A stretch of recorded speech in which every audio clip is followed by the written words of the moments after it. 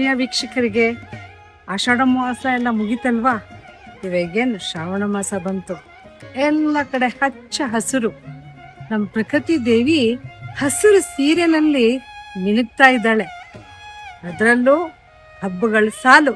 ಹೆಂಗಳಿಗಂತೂ ಬಹಳವಾದ ಇಷ್ಟವಾದ ಮಾಸ ಅಂದ್ರೆ ಶ್ರಾವಣ ಮಾಸ. ಅದರಲ್ಲೂ ನಾಗರ ಪಂಚಮಿ.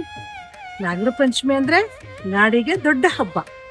ನಾಗರ ಪಂಚಮಿನ ನಾವು ಗರುಡ ಪಂಚಮಿ ಅಂತಾನೂ ಹೇಳ್ತೀವಿ.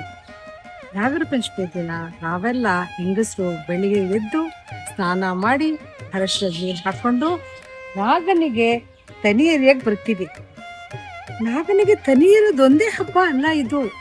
ನಮ್ಮ ಸ್ತ್ರೀಯರ ಸಹೋದರರಿಗೆ ಅಮ್ಮನ ಮನೆಗೆ ಹೋಗಿ ಬೆನ್ನಿಗೆ ಹಾಲನ್ನು ಹಾಕಿ ಉಜ್ತೀವಿ. ಯಾಕೆ ಗೊತ್ತೇ? ತನ್ನ ತವ್ರ ಮನೆ ಸುಖವಾಗಿ ತಣ್ಣಗಿರ್ಲಿ ಅಂತ. ಇದನ್ನ ಶ್ರಾವಣ ಮಾಸದಲ್ಲಿ ನಾಗರ ಪಂಚಮಿ ದಿನ ನಾವೆಲ್ಲ ಹಿಂದೂ ಸನಾತನ ಧರ್ಮದವರು ಎಲ್ಲರೂ ಮಾಡುವ ಹಬ್ಬ. ಇದನ್ನ ಗರುಡ ಪಂಚಮಿ ಅಂತಾನೂ ಹೇಳ್ತಾರೆ. ಎಷ್ಟು ಸುಂದರವಾದ ಹಬ್ಬ ಅಲ್ಲ? ನಾವೆಲ್ಲರೂ ಇದನ್ನ ಆಚರಣೆ ಮಾಡೋಣ. ಹಿಂದೂ ಸಮಾಜದ ಹಿಂದೂ ಸನಾತನ ಧರ್ಮಕ್ಕೆ ಜೈ. ನಮಸ್ಕಾರ.